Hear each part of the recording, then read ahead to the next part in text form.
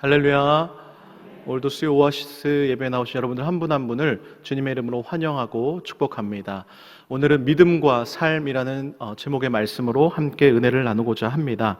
최근에 출간된 앞으로 5년 한국교회 미래 시나리오라는 책이 있습니다. 이 책을 지으신 저자는 목사이면서 미래학자이신 최윤식 박사님이십니다. 이분이 이미 2013년도에 한국교회 미래지도라는 책을 이미 발간을 했었습니다. 목회자로서 저도 당시 이 전문가적인 관점을 가지고 이 한국교회의 미래를 예측한 이 책을 관심 있게 보았던 기억이 있습니다. 벌써 7년 전이지요. 한국교회 미래지도라는 책에서 그가 이렇게 말을 합니다.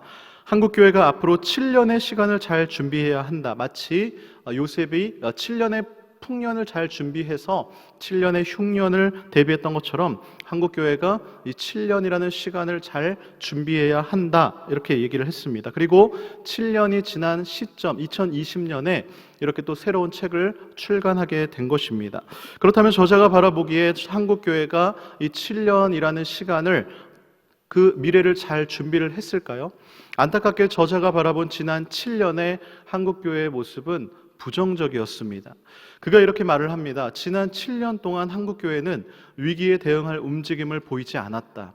교회를 향한 사회의 비판은 더욱 심해졌고 위기는 더욱 깊어졌다. 다가오는 위기를 피할 길은 이제 거의 없다. 한국교회가 준비할 시간은 앞으로 5년 남았다.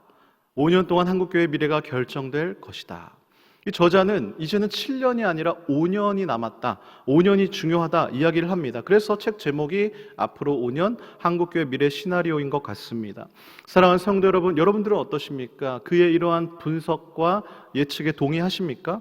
2013년 당시 향후 10년간 한국교회가 겪어야 할 이 상황에 관한 보고서가 나왔을 때 교계의 반응은 한마디로 믿을 수 없다, 말도 안 된다 였습니다. 저도 이것을 읽었을 때 너무나 부정적으로 예측을 했기 때문에 참 이게 맞는가 하는 생각이 들었습니다. 그런데 지금은 돌아가는 상황을 보니까 이 책의 메시지가 현실로 다가옴을 느끼게 됩니다. 며칠 전 국민일보 한 칼럼에서 이런 글을 보았습니다.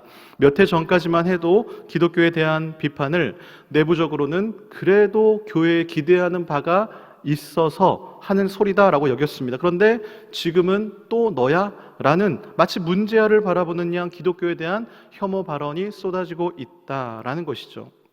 그렇습니다. 인터넷상에 우리는 너무나 교회를 향한 비판의 소리를 쉽게 찾아볼 수 있습니다. 너무 많이, 너무 오래 그런 것들이 지속되었기 때문에 이제는 익숙해지지 않았나라는 씁쓸한 생각이 들기도 합니다. 특별히 이번 코로나 사태를 통해서 세상은 작정한 듯이 교회에 대해 손가락질을 합니다. 그렇다고 우리가 움츠러들 필요는 없겠지요. 결론적으로 칼럼에서는 그래도 긍정적인 면을 강조하면서 이렇게 마무리 짓습니다. 이는 위기이기도 하지만 또 다른 기회이기도 하다. 이전에 보이지 않던 부분들이 보이며 질문이 생긴다는 것은 그만큼 변화의 문 앞에 성큼 다가섰다는 말이기 때문이다. 그렇습니다. 이 세계적인 석학들이요, 코로나 이전과 이후의 세계는 완전히 다른 삶이 될 것이다 예견을 합니다. 전 세계를 마비 상태에 빠뜨린 이 코로나가 인류의 역사를 좌우할 거대한 변화를 일으킬 것이다 라고까지도 예측을 하는 것이죠. 이미 2018년 말에 이 해안 리서치의 홍성국 대표는 그의 저서인 수축사회라는 책을 통해서 우리 사회의 패러다임이 이제는 바뀌었음을 드러내기도 하였습니다. 처음 들어보신 분들도 계실 텐데요. 여기서 수축사회라는 말은 저성장 기조, 그러니까 이제는 성장 그 율이 굉장히 낮지 않습니까? 저성장 기조가 장기간 계속되다 보니까 이 정치, 경제, 환경 비롯한 모든 사회 영역의 기초 골격들이 이제는 완전히 바뀌게 되었다는 것이죠. 그래서 인간의 행동 규범과 사회 방식, 사고 방식까지 영향을 미치는 그런 현상을 나타내는 것을 수축 사회다라고 말하는 것입니다. 즉 이제는 예전에는 향후 100년 동안 지속되었던 팽창 사회가 이제 종식되고 사회 시스템이 수축 사회로 돌이킬 수 없는 전환을 맞이하고 있다라는 것이죠. 이런 변화의 물결 속에서 교회도 자유로울 수 없는 것 같습니다. 온라인 예배는 이제 대부분 교회의 일상이 되어 버렸습니다. 그리고 우리가 이렇게 마스크를 쓰고 예배를 드리는 것은 어느새 익숙해져 버린 것 같습니다. 아마 이렇게 마스크를 쓰고 예배 드리는 것도 이 땅에 기독교가 들어온 이후로 최초일 것 같습니다. 우리는 과거의 일상, 영어로 노멀이라고 하죠. 이 노멀을 이제는 잃어버렸고 이제는 새로운 일상, 뉴 노멀을 경험하고 있는 것이죠. 분명한 것은 지금 우리가 경험하고 있는 이 뉴 노멀이 일종의 트렌드라기보다는 이제는 인류의 삶을 통째로 바꾸는 중요한 개념이 될 것이라는 것 사실입니다. 이런 시대 가운데 교회는 어떻게 달라질까? 우리는 무엇을 해야 할까라는 이 고민을 목회자뿐만이 아니라 예수 그리스도의 몸된 교회의 지체인 여러분들도 함께 생각해 보아야 할 문제인 것 같습니다. 그런 의미에서 오늘 설교는 지난 주일 설교죠. 길을 아는 것과 그 길을 걷는 것은 다르다라는 이 설교의 연장선상이라고 볼 수가 있습니다. 야고보서 2장 17절의 말씀처럼 행함이 없는 믿음은 그 자체가 죽은 것이다 라는 이 말씀을 오늘 본문의 말씀과 같은 위치에 놓고 예수님의 그 설교를 조금 더 깊이 생각해 보면서 우리가 함께 은혜를 나누는 시간이 되기를 간절히 소망합니다. 오늘 우리가 누가복음 6장 46절에서 49절을 읽었는데요. 이 말씀은 20절에서부터 쭉 이어지는 말씀의 결론의 부분입니다. 즉 20절부터 마지막 49절까지는 소위 평지 설교라고 부르는 예수님의 설교 부분입니다. 누가복음 6장 17절을 한번 보시기를 바랍니다. 우리 함께 읽겠습니다. 시작. 예수께서 그들과 함께 내려오사 평지에 서시니 그 제자의 많은 무리와 예수의 말씀도 듣고 병고침을 받으려고 유대 사방과 예루살렘과 두로와 시돈의 해안으로부터 온 많은 백성도 있더라. 아멘. 여기 보면 평지라는 말이 나오죠. 그래서 평지 설교라는 것입니다. 마태복음 5장에 보면 예수님이 어디서 설교하십니까? 산 위에서 하시죠. 그래서 우리는 산상수훈이다라고 부릅니다. 설교 내용은요, 두 설교가 비슷한 부분이 많습니다. 굳이 둘을 비교해 보자면 산상수훈은 앉아서 설교하시고 이 평지 설교는 서서 설교하셨습니다. 이건 사실 그렇게 중요한 사실은 아닙니다. 제가 주목하고 싶은 사실은 무엇이냐? 산상수훈이나 평지 설교나 제자들뿐만 아니라 지금 수많은 사람들이 그곳에 몰려와 있다라는 사실입니다. 왜일까요? 누가복음 6장 18절과 19절을 보면 지금 이 사람들이 왜 이렇게 몰려왔는지 알 수 있습니다. 우리 함께 읽어보겠습니다. 시작. 더러운 귀신에게 고난받는 자들도 고침을 받은지라. 온 무리가 예수를 만지려고 힘쓰니 이는 능력이 예수께로부터 나와서 모든 사람을 낫게 함이로라. 아멘. 그렇습니다. 예수님에게서 나오는 능력, 그걸로 모든 병자들이 고침을 받는 거예요. 온 무리가 예수를 만지려고 힘쓰니, 이 17절에 지금 수많은 사람들이 그곳에 몰렸다라고 했는데 그 수많은 사람 한 명도 뺄 것 없이 온 무리가 지금 다 예수님을 만지려고 애쓰는 것입니까? 왜입니까? 병 고침 받으려고요. 예수님이 공생에 시작하면서 귀신 들린 자, 나병 환자, 중풍병자들을 고치셨습니다. 예수님에 대한 소문은 널리 퍼져서 수많은 무리가 몰려오는 것은 어찌 보면 너무나 당연한 것 같습니다. 우리가 동네 병원에만 봐도 저 의사분이 정말 진료를 잘한다 라는 소문만 나도 문전성시를 이루지 않습니까? 하물며 이분만 만나면 100% 치료다 라는 소문이 나면 몰리는 것은 당연한 것이죠. 그런데 주님이 우리의 병을 고치기 위해서, 우리의 먹는 문제를 해결하기 위해서 사실 이 땅에 오신 분이 아닙니다. 물론 공생의 사역 기간 동안 많은 병자들을 고치셨죠. 하지만 주님의 사역은요, 단지 육신의 병을 고치는 차원을 넘어서 죄에서 우리를 구원하기 위해 오신 것입니다. 마리아가 성령으로 예수님을 잉태했을 때 하나님이 뭐라고 말씀하셨습니까? 아들을 낳으리니 이름을 예수라 하라. 이는 그가 자기 백성을 그들의 죄에서 구원할 자이심이라. 하나님께서 분명히 말씀하셨습니다. 예수님께서는 병 고치는 일은 하나님의 나라의 복음을 증거하는 일부분밖에 되지 않았습니다. 대부분은 하나님 나라를 증거하는 사역을 감당하신 것입니다. 병을 고치는 것도 병이 낫게 되는 것을 통해서 하나님 나라를 보여주시기를 원한 것이고, 사람들이 그것을 통해서 예수님이 하나님의 아들이요 구원자이심을 믿어서 구원을 얻게 하려는 것이죠. 즉 예수님의 성령의 능력으로 병을 고치고 귀신도 쫓아냈지만 고침 받는 것보다 더 중요한 것은 그 치유의 현장 가운데에 하나님의 나라가 임재했다라는 사실입니다. 하나님 나라가 무엇입니까? 하나님의 통치가 아닙니까? 하나님의 나라가 내 안에 임했다라는 것은 하나님의 통치가 내 안에 임했다라는 것입니다. 이것이 진정한 하나님 나라 복음의 능력인 것이죠. 주님은 병 고침 받는 것보다 먼저는 죄의 용서함을 통해서 하나님과의 관계가 회복되기를 원하셨던 것입니다. 누가복음 4장에 보면요, 주님이 새벽 기도하러 산에 올라가십니다. 그런데 이른 아침부터 많은 사람들이 예수님께를 찾아온 거예요. 병 고침을 받으려고. 전날에도 예수님이 수많은 병자들 일일이 머리 위에 다 안수하시면서 병을 고쳐주셨습니다. 그런데 이게 한계가 있지 않습니까? 너무 워낙 많은 사람이기 때문에 다 받지는 못했습니다. 그래서 전날 기도 못 받은 사람이 그 다음날 아침 일찍부터 예수님 보겠다고 지금 나온 것입니다. 생각해 보십시오. 아픈 몸을 이끌고 지금 고침 받겠다고 예수님 앞을 찾아서 나온 그 사람들의 그 마음, 그 간절함 어떻겠습니까? 제주도의 연돈이라는 돈가스 집에는 돈가스 하나 먹기 위해서 전날부터 텐트를 치고 기다린다고 합니다. 그래서 줄을 서서 대기표를 받는 것이죠. 이 맛있는 음식을 먹기 위한 사람의 마음이 이 정도인데, 내가 평생 고침받지 못한 이 병을 치유받을 수 있다? 그럼 저 같아도 정말 그 전날 예수님 근처에서 텐트 치고, 예수님 근처 숙소에서 텐트 치고 기다릴 것 같습니다.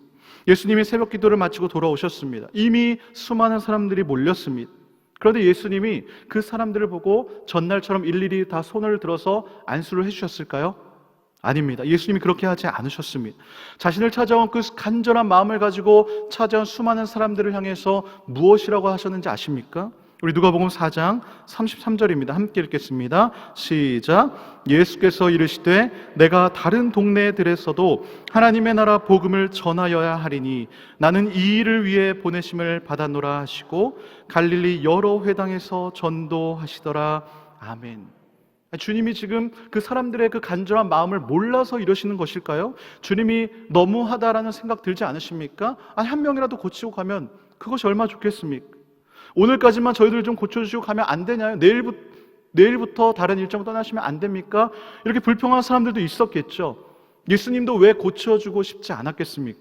하지만 이들의 요구를 뒤로 하시고 다른 동네 가서 하나님 나라 복음을 전하시고 여러 회당에서 전도하시는 것입니다.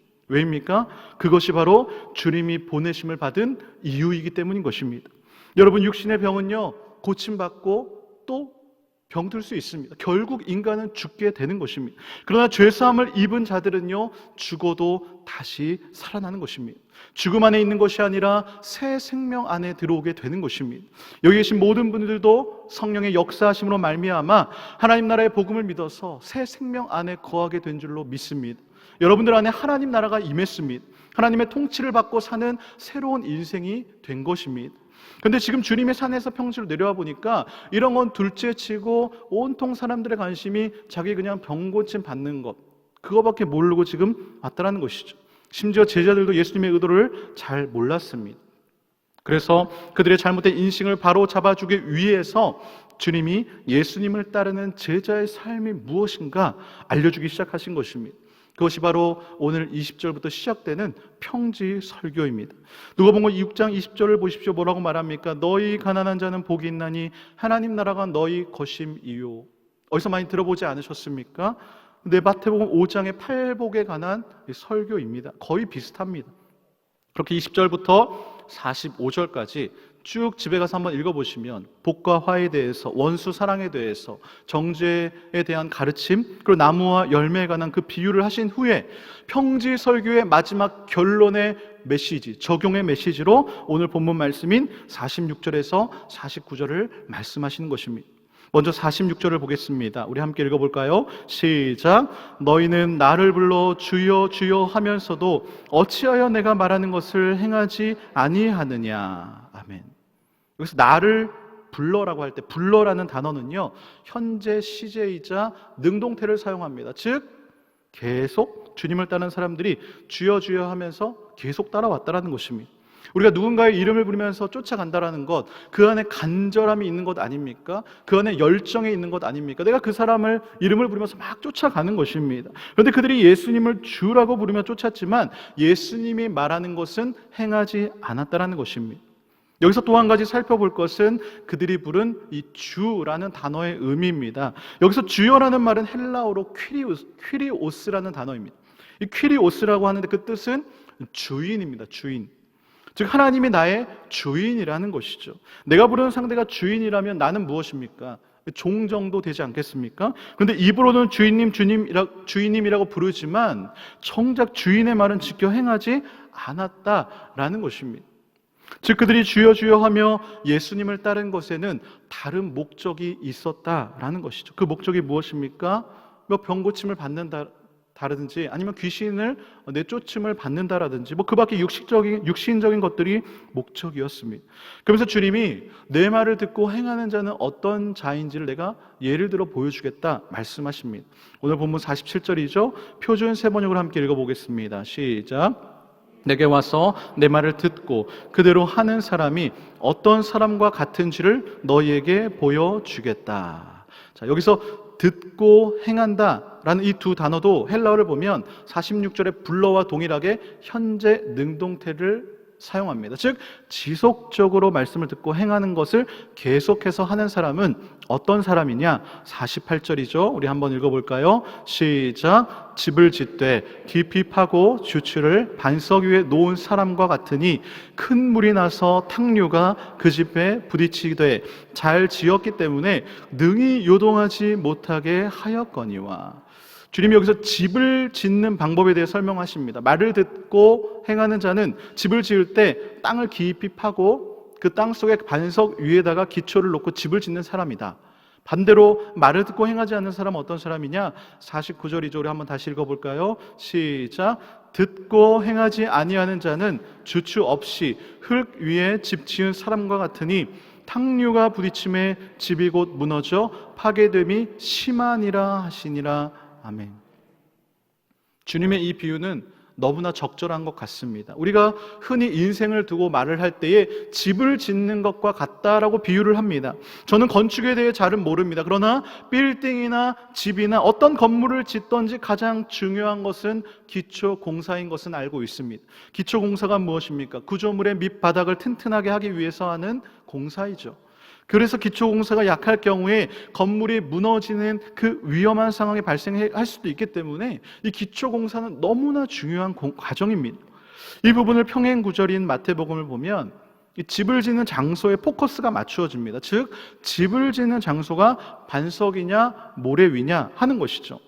그래서 비가 내리고 바람이 불어서 탕류가 흘러내려가면, 그래서 그 탕류가 그 집에 부딪히면 어떻게 됩니까? 당연히 땅을 깊이 파서 주추를 반석 위에 든든하게 집을 지은 집은 흔들림이 없는 것이고, 땅도 안 파고 그냥 모래 위에 집을 지은 사람은 조금만 비가 내려도 집이 흔들리고 무너지기 쉽다라는 것이죠. 이것이 말씀을 듣고 행하는 사람과 실천하지 않는 사람의 믿음의 차이인 것입니다. 이거는 너무나 당연한 말씀이죠. 우리가 너무나 이해하기 쉽게 주님이 설명을 해주셨습니다. 이 성도의 인생에는요, 예상하지 못했던 탕류가 끊임없이 와서 부딪힙니다.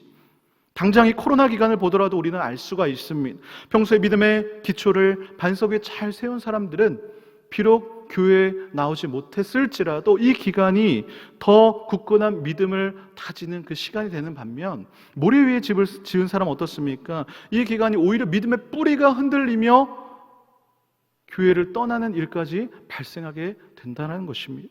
그렇다면 여기서 드는 한 가지 의문이 있습니다. 과연 이 산상수훈이나 평지설교나 예수님을 믿는 그 사람들이 이 말씀을 다 지킬 수 있느냐라는 것이죠. 누가 모래 위에 집을 짓고 싶겠습니까? 다 반석 위에 집을 짓고 싶지요. 그렇다면 하나님의 말씀을 지켜 행해야 되는데 그것이 가능하냐라는 것입니다. 기독교인들이 예수님의 평지 설교대로 산상수훈의 말씀대로 살았다면 이 세상이 어떻게 되었을까요? 오른뺨을 치거든 왼뺨을 댈 수 있는 성도가 몇이나 될까요?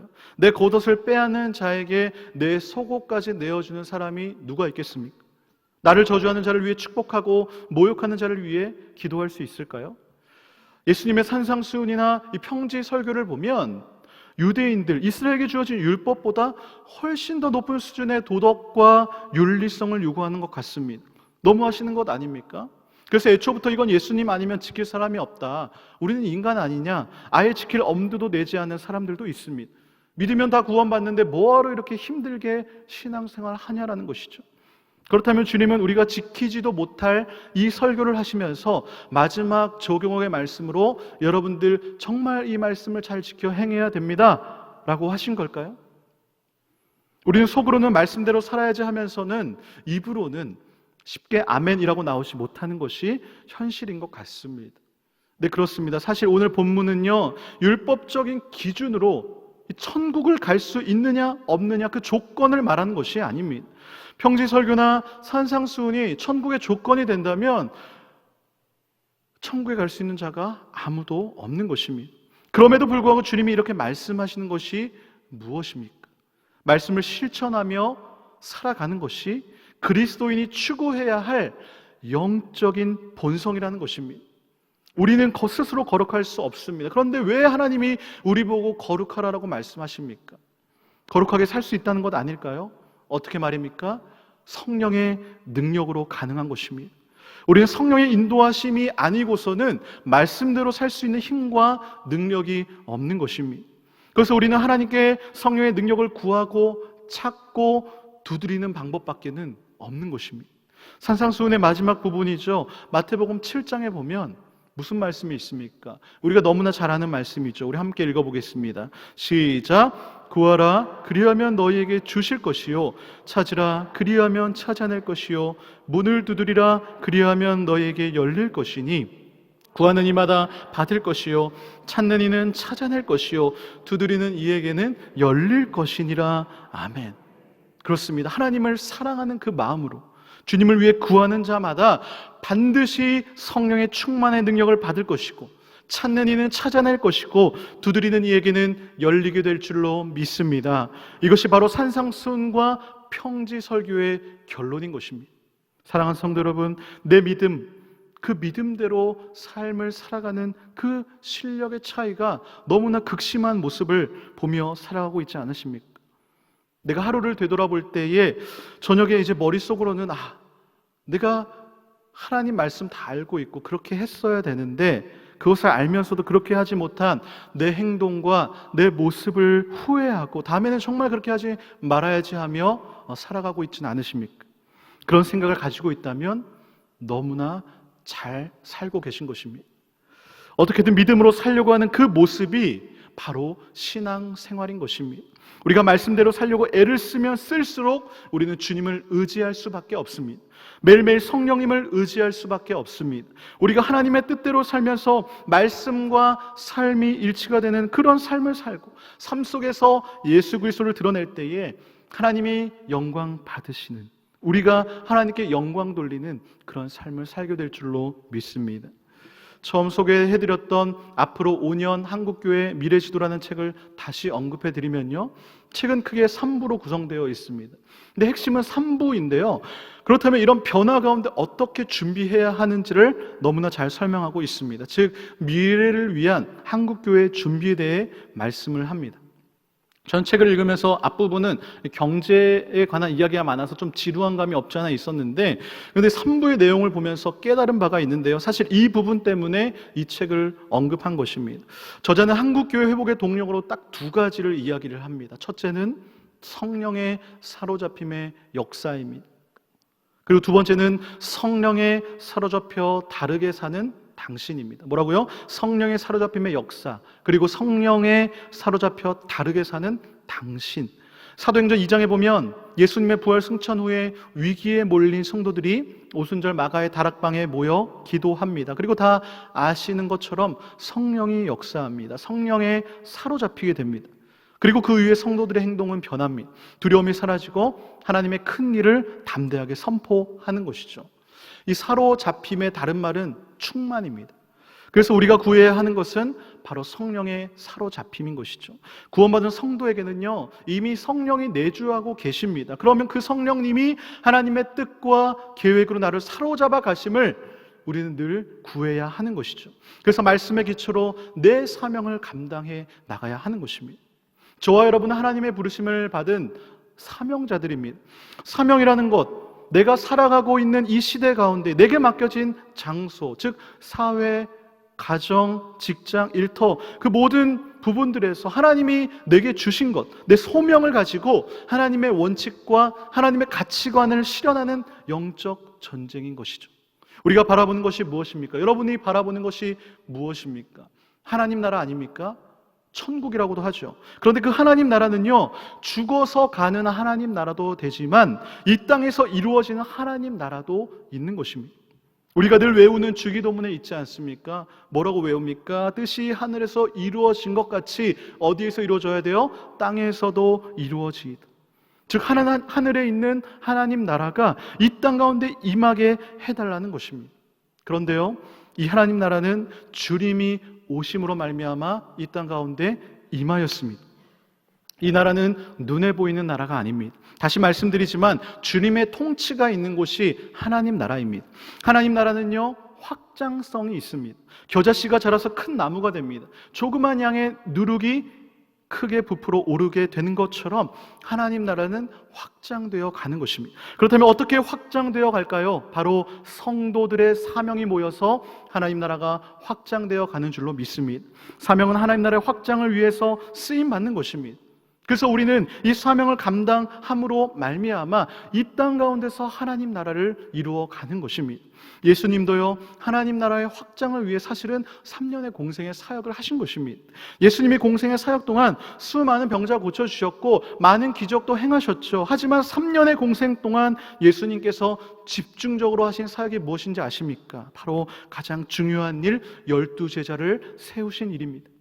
예수님을 버리고 제자들이 도망갈 때는 예수님의 사역 망했구나, 헛됐구나, 그 노력이 물거품이구나 생각할 것처럼 보였습니다. 하지만 아니었습니다. 제자들이 오순절 마가의 다락방에 모여 기도하며 성령을 받게 되자 그들이 예수님의 복음을 들고 이제 세계 곳곳에 흩어져서 복음의 통로로 쓰임받은 것입니다.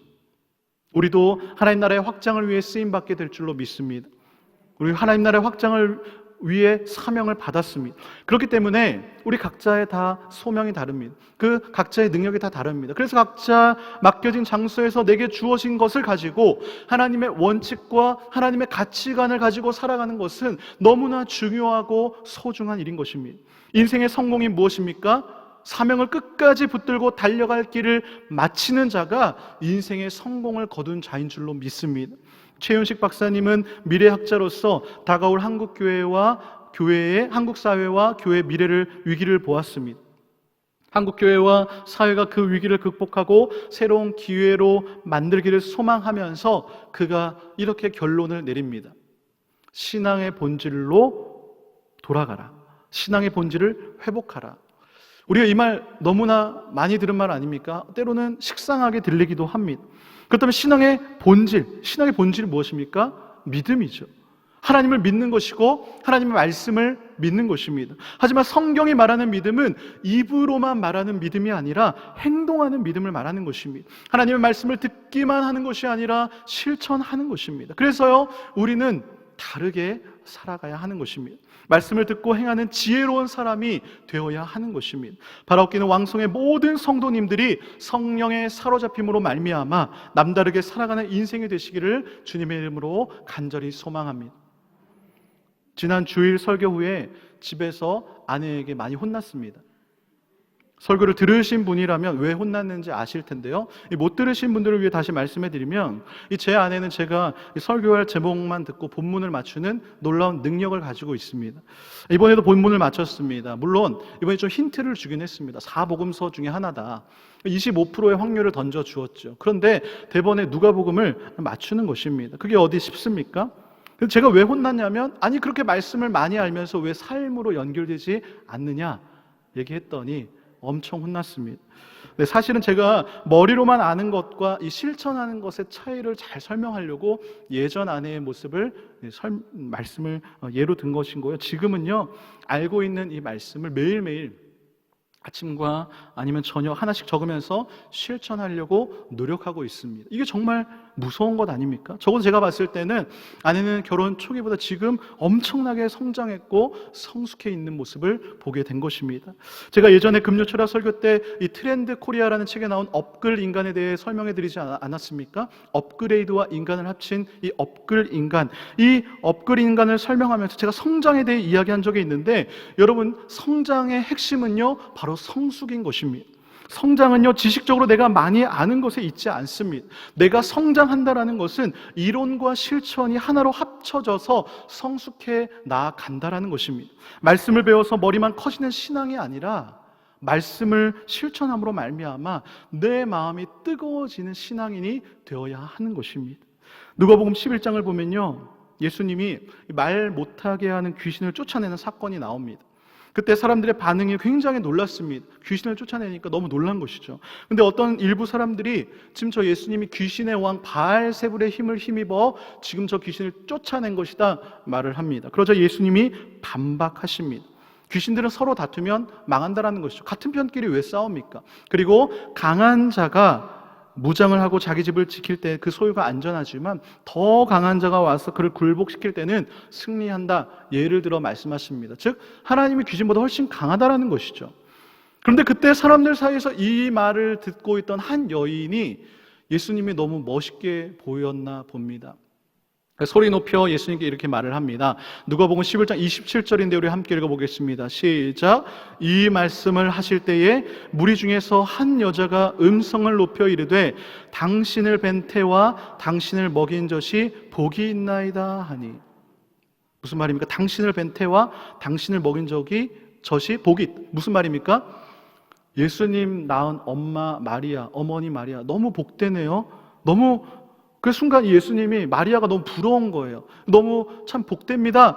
이렇게 얘기를 한 것입니다. 그래서 예수님 같은 아이를 낳고 젖을 먹인 여인이 복이 있다는 것이죠.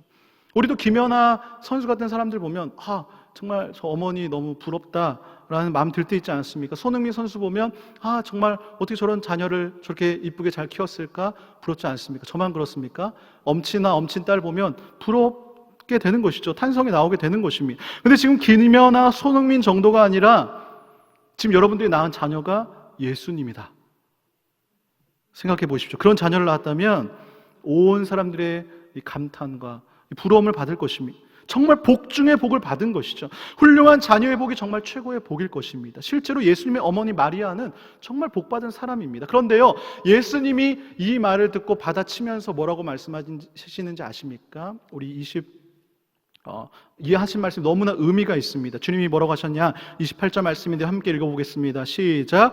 예수께서 이르시되 오히려 하나님의 말씀을 듣고 지키는 자가 복이 있느니라 하시니라. 아멘. 이 말을 다시 표현하면 예수님을 낳은 마리아보다 오히려 말씀을 듣고 지키는 자가 복이 있다는 거예요. 곧 나를 낳은 어머니를 부러워하지 말고 하나님의 말씀을 듣고 지키라는 것입니다. 그렇게 사는 것이 진짜 복이다라는 것이죠. 사랑하는 성도 여러분, 우리는 얼마만큼 성장할 수 있을까요? 바로 자신이 한계 짓는 선까지 성장할 수 있습니다. 대단한 성취를 이룬 사람들은요, 스스로 특정한 이 한계를 짓지를 않습니다. 특정한 한계 안에 자신을 가두지를 않습니다. 교육학 연구를 통해 밝혀졌듯이 이 잠재력을 높이는 방법은 잠재력이 높다라고 믿는 것입니다. 뇌과학 연구에서 밝혀졌듯이 인간의 뇌는 가소성이 있어서 죽을 때까지 성장할 수 있다고 합니다. 그렇기 때문에 세상의 모든 혁신은 이 한계를 부서뜨려 버릴 때에 등장하게 되는 것이죠. 우리의 믿음과 삶의 간극도 마찬가지입니다. 여러분 자신의 한계를 짓지 마시기를 바랍니다.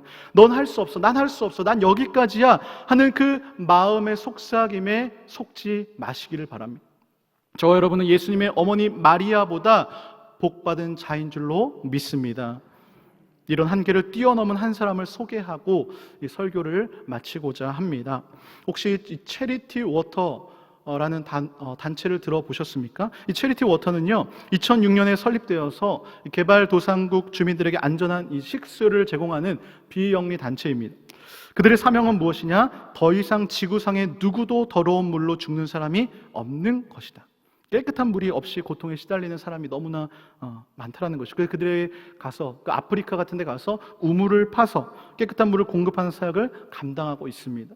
100만 명이 넘는 후원자들이 있고 28개국에서 4만 4천 개 이상의 이 물 관련 프로젝트를 진행하고 있습니다. 과연 이런 엄청난 NGO 단체를 이끌고 있는 사람이 누구일까요? 바로 이 사진에 나오듯이 최근에 이 체리티 워터의 CEO 스캇 해리슨이라는 사람이 체리티 워터라는 제목으로 책을 냈습니다. 그런데 그가 조금 특이한 이력을 가지고 있습니다. 이 스캇이 뉴욕에서 도시 중의 도시죠. 뉴욕에서 10년 동안 나이트클럽 프로모터 일을 했습니다. 그러니까 나이트클럽의 모든 행사, 기획, 고객 관리하는 일을 그가 한 것이죠. 그 일을 통해서 그는 술과 마약과 여자에 빠져 살았습니다. 그 누구보다 화려한 생활을 했습니다. 책에도 보니까 예전에 나이트클럽에서 일할 때 사진들이 있었는데요. 사진들만 봐도 그 화려함이 느껴지더라고요. 20대 후반까지 연수입 20만 달러 이상의 잘 나가는 클럽 프로모터였습니다. 그런데 어느 날 갑자기 그의 몸에 마비 증상이 왔습니다. 그가 불안감이 엄습했습니다. 아니, 이렇게 젊은데 이렇게 몸이 마비되면 어떡하나. 겨우 28살밖에 되지 않았습니다. 그가 인터넷 검색창에 마비라고 검색을 해봅니다. 그런데 검색해보면 아시겠지만 연관 검색어라는 게 뜹니다. 우리가 검색을 하면. 근데 마비, 네이버나 다음 같은 데서 이제 마비 이렇게 치니까 스크롤 쭉 내리니까 영적 마비라는 설교가 하나 뚝 뜨는 거예요. 그리고 그가 이 설교를 듣게 됩니다. 그리고 그 설교에 빠져들게 됩니다. 설교자가 설교 마지막에 이런 질문을 합니다. 당신은 하나님과 함께하고 계십니까? 사실 이 스캇의 부모님은 굉장히 신실한 기독교인이었습니다. 스캇이 19살에 집을 떠나면서 부모님도 신앙에서 이제 부모님에게서도 멀어지고 근데 신앙에서도 멀어지게 된 것이죠. 그럼에도 스캇의 부모님은 하나밖에 없는 외아들이거든요. 아들을 위해서 날마다 기도했습니다. 스캇은 자신의 상을 부모님께 이제 알립니다. 저 지금 몸이 마비됐어요 라고 알립니다. 그러니까 아버지로부터 책 한 권을 선물 받습니다. 그 책이 무엇이었냐? A.W. 토저 목사님의 하나님을 추구하라 였습니다. 이 20세기 위대한 기독교 작가죠. 우리나라에도 수많은 번역본들이 있고 저도 여러 권의 그분의 책을 읽어보았는데 그 중에서 하나님을 추구하라라는 책을 이 스캇이 이제 읽게 됩니다. 몸에 마비가 왔으니까 뭐라도 이제 하고 싶은 것 아니겠습니까? 책에 이런 구절이 있었습니다. 신앙에 문제가 생기면 마비가 일어난다. 물질은 결코 우리 가슴을 만족시키지 못한다. 이 스캇이요 이후에 설교를 들으면서 잠을 청합니다. 이제 마비 증상이 조금씩 이제 좀 괜찮아지는 것을 느낍니다. 그러나 그의 삶은 여전히 완전히 변화되지는 않았습니다. 여전히 나이트클럽에서 일하면서 똑같은 삶을 또 살아갑니다. 이게 우리의 모습인 것 같아요. 근데 과거 생활 습관이 되살아나서 다시 악순환이 반복되는 것이죠. 그에게 더욱더 근본적인 변화가 필요했습니다. 도저히 이대로는 안 되겠다 싶어서 이제 스캇이 뉴욕에 살면서 싹 다 정리하고 머시쉽이라는 정말 그 의료 봉사 배가 있죠. 이 배에 지원하게 됩니다. 이 머시쉽은 거대한 배에다가 병원을 만들어 놓은 것입니다. 이 배가 아프리카를 다니면서 의료기관을 이용할 수 없는 사람들에게 수술과 치료를 이제 해주는 자원봉사 단체인 것이죠. 근데 그가 그곳에서 본 장면이 그의 인생을 송두리째 바꿔놓게 됩니다. 한 번은요, 커다란 휘발유통을 들고서 물을 기르러 가는 여인들을 보게 됩니다. 그가 책에 이렇게 기록합니다. 그녀들은 혼탁한 초록빛 물이 차있는 연못으로 갔다. 연못의 물은 수면 위로는 모기와 알들이 들끓었고 수면 아래로도 뭔가 커다란 게 움직이는 게 보였다. 보기만 해도 구역질 나는 물이었다. 그곳을 떠날 때 뒤를 돌아보니 어린 소녀가 더러운 물이 가득 담긴 플라스틱 컵을 입으로 가져가고 있었다. 이 한 장면이 그의 인생을 바꿔놓은 것입니다. 오염된 물, 오랜 세월 동안 전쟁보다 세계 질병과 사망의 가장 큰 원인이었습니다. 오염된 물로 사망된 사람의 수가 전쟁과 테러와 폭력으로 인한 사망자 수를 모두 합친 것보다 더 많다고 합니다. 스캇이 다시 뉴욕으로 돌아와서 깨끗한 물을 공급하기 위한 사역을 이제 구상을 합니다. 그리고 시작한 단체가 바로 이 체리티 워터인 것이죠. 제가 책을 읽고 너무 감동돼서 유튜브에서 이 사람의 영상을 찾아보았습니다. 정말 더 감동으로 다가오더라고요. 정말 영화 같은 인생을 살고 있는 사람입니다. 이 한 남자의 변화가 전 세계 수만 명의 목숨을 살리는 결과로 다가온 것입니다. 이 체리티 워터의 저자 스캇이 이렇게 이야기합니다. 구제불능인 사람은 없다. 설사 지난날의 잘못으로 인해 더 나은 미래를 꿈꿀 자격이 없다고 스스로 생각이 들지라도 장담컨대 변화하기에 너무 늦은 때란 없다. 그가 그의 삶을 통해 보여준 것 아닙니까? 사랑하는 성도 여러분, 여러분은 예수님을 믿고 삶이 변화되셨습니까?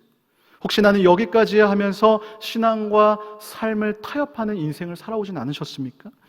구제불능인 사람은 없습니다. 지금까지 내 한계를 설정해 놓았다면 지금이라도 괜찮습니다. 변화받기에 늦은 때란 없는 것입니다. 내가 주님을 멀리 떠나지 한 번도 주님은 나를 떠난 적이 없으십니다. 우리가 믿음의 삶을 살아내기 위해 발버둥 칠 때에 주님은 꾸짖지 않으시고 내 손을 잡아 주실 줄로 믿습니다. 저는 이 책을 읽으면서 가장 감동되었던 것이 바로 스캇이 변화되기 위해서 발버둥 쳤다라는 사실입니다. 죄로부터 멀리 떨어지기 위해서 자신의 환경을 완전히 180도 바꿨다라는 거예요. 하나님이 이런 스캇을 통해서 170만 명에게 깨끗한 물을 선물하셨습니다. 우리는 반강제적으로 이 코로나로 인해 삶의 환경이 바뀌었습니다. 이제는 예전의 일상으로 돌아가지 못할 것이다 라고 예측하기도 합니다. 설교 서두에 저가 이런 시대 가운데 교회는 어떻게 달라질까? 우리는 무엇을 해야 할까? 라는 질문을 던지면서 함께 고민해 보자라고 말씀드렸습니다. 그 질문에 대한 답이 무엇입니까? 바로 믿음과 삶을 살아내는 실력을 키우자는 것입니다. 말로만 하는 신앙이 아니라 내 삶의 자리에서 하나님 나라의 확장을 위해 발버둥 쳐 보자는 것입니다. 이것은 굳이 코로나 때문만은 아닙니다. 이 인생에 어떠한 탕류가 부딪혀와도 우리는 능히 이겨낼 수 있는 그 믿음의 실력을 키워 나가야 되는 것입니다. 앞으로 어떤 탕류가 우리 인생 가운데 닥칠지를 모릅니다. 그때를 대비해서 우리 집을 잘 세워놓아야 되지 않겠습니까? 이제는 성숙해지는 신앙생활로 나가야 되지 않겠습니까? 사도 바울도 평생을 이것을 위해 달려나간 것입니다. 우리도 평생을 믿음과 삶이 하나가 되는 온전한 신앙생활을 위해 달려나가야 될 줄로 믿습니다. 바라옵기는 각자의 삶의 자리에서 이 믿음의 삶을 살아내기를 애씀으로 말미암아 그 행하는 모든 일에 복을 받는 모든 왕성의 성도님들이 되시기를 주님의 이름으로 축복합니다. 오늘 설교를 준비하는데 어떤 찬양을 해야 될까 굉장히 고민이 많았습니다. 수요 오아시스 예배는요, 설교를 마치고 찬양을 하면서 더 큰 은혜를 사모하지 않습니까? 그래서 이 찬양을 선곡하는 것 너무나 중요합니다. 설교를 통해 받은 은혜가 찬양으로 이어져야 되기 때문인 것이죠. 저희 집은 잘 때 밤에 아기를 지우면서 주로 찬양을 틀어놓습니다. 그날도 어김없이 자려고 찬양을 틀고 누웠습니다. 찬양이 한참 나오는 도중에 옆을 보니까 아내와 아기가 이제 잠이 들었더라고요. 저는 이제 일어나서 오디오를 끄고 누워서 자면 됩니다. 근데 잠이 너무 안 오는 거예요. 그래서 그냥 이불을 뒤척이며 누워 있었습니다. 오늘 설교와 본문을 묵상하면서 누워 있었습니다.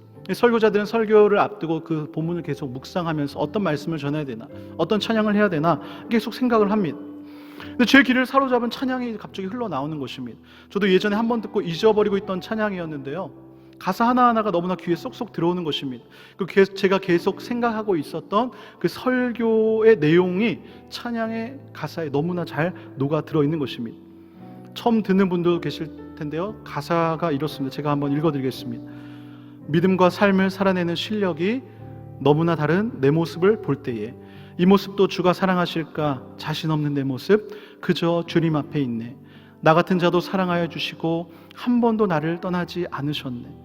아픔 속에 주를 작게 여긴 날 꾸짖지 않으시고 내 손 잡아주시네. 오직 주님 안에 두려움 없네. 고난을 통해 날 만드심을 믿네. 주님만이 내 모든 것 되시네. 주의 강한 손 날 붙드네. 오직 주님 안에 소망 있네. 내 삶을 통해 영광 받으실 주님. 주님만이 내 모든 것 되시네. 주의 선하심 나 노래하네. 저는 찬양을 듣고 곧바로 덮고 있던 이불을 박차고 일어나서 유튜브로 이 찬양을 찾아 들었습니다. 마커스라는 팀의 2017년도 앨범에 수록된 곡인데요, 제목은 믿음과 삶입니다. 오늘 설교 제목과 동일하죠. 이 찬양을 듣고 이제 믿음과 삶이라고 오늘 설교 제목도 정했습니다. 설교 제목과 찬양이 한 번에 해결된 것이죠. 그리고 그 고요한 밤에 혼자 찬양을 듣는데 흘러내리는 눈물을 멈출 수가 없었습니다. 마치 처음 주님을 만났을 때 그 감격이 몰려왔습니다. 가사 하나하나가 제 이야기인 것 같았습니다. 그렇게 몇 번이고 이 찬양을 들으며 눈물을 흘리며 기도했습니다. 그때 제 영이 맑아진다는 것을 확실히 느낄 수가 있었습니다. 그 찬양 유튜브에 보면 밑에 댓글들이 있는데 그 밑에 댓글들을 몇 가지를 소개해드리겠습니다. 회사에서 혼자 나와서 점심 먹고 벤치에 앉아 찬양을 듣는데 은혜를 많이 부어주셔서 감사합니다. 주님, 내 삶을 통해 영광 받으소서. 회사에서 홀로 크리스찬으로 서기가 정말 어렵습니다. 붙잡아 주시고 지혜를 주세요. 이 사람은 회사 다니면서 벤치에서 잠깐 음악을 들으면서 이렇게 느꼈나 봅니다. 어떤 또 다른 댓글인데요, 믿음 안에 산다고 하면서 항상 무너지는 저의 약한 마음을 다 잡아주시는 주님, 오직 주님만이 저의 소망이시며 구주이심을 믿습니다. 마지막 댓글입니다. 하나님, 저 지금 모습 괜찮나요? 되묻게 되는 찬양이네요. 부족한 게 많은데 더 단단한 믿음을 간구하게 됩니다. 나의 부족한 모습을 보는 것이 아닌 그분을 바라보며 나아가는 것. 그렇습니다. 이 찬양을 통해서 많은 이들이 받은 은혜를 오늘 이 시간 우리도 동일하게 받기를 소망합니다. 우리 함께 찬양하며 나아가겠습니다. 믿음과 삶을 살아내는 실력이 너무나 다른 내 모습을 볼 때에 이 모습도 주가 사랑하실까 자신 없는 내 모습 그저 주님 앞에 있네. 나 같은 자도 사랑하여 주시고 한 번도 나를 떠나지 않으셨네. 아픔 속에 주를 찾게 여긴 나 꾸짖지 않으시고 내 손 잡아주시네. 오직 주님 안에 두려움 없네. 고난을 통해 날 만드심을 믿네. 주님만이 내 모든 것 되시네. 주의 강한 손 날 붙드시네. 오직 주님 안에 소망이 있네.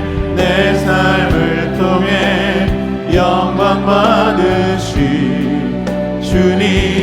주님만이 내 모든 것 되시네. 주의 선하심 나 노래하네. 우리 한 번 더 부르겠습니다.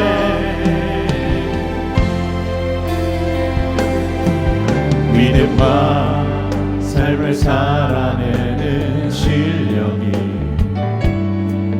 너무나 다른 내 모습을 볼 때에 이 모습도 주가 사랑하실까 자신 없는 내 모습 그저 주님 앞에 있네. 나 같은 자도 사랑하여 주시고 한 번도 나를 떠나지 않으셨네. 아픔 속에 주를 찾게 여긴 나 꾸짖지 않으시고 내 손 잡아주시네.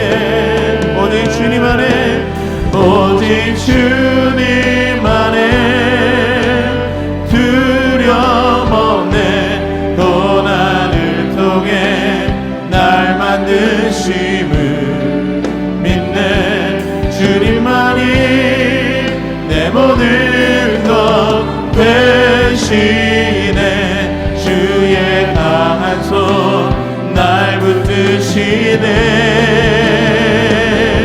오직 주님 안에 소망이 있네. 내 삶을 통해 영광 받으신 주님만이 내 모든 것 되시네. 주의 선하심 다시 한번 고백합시다.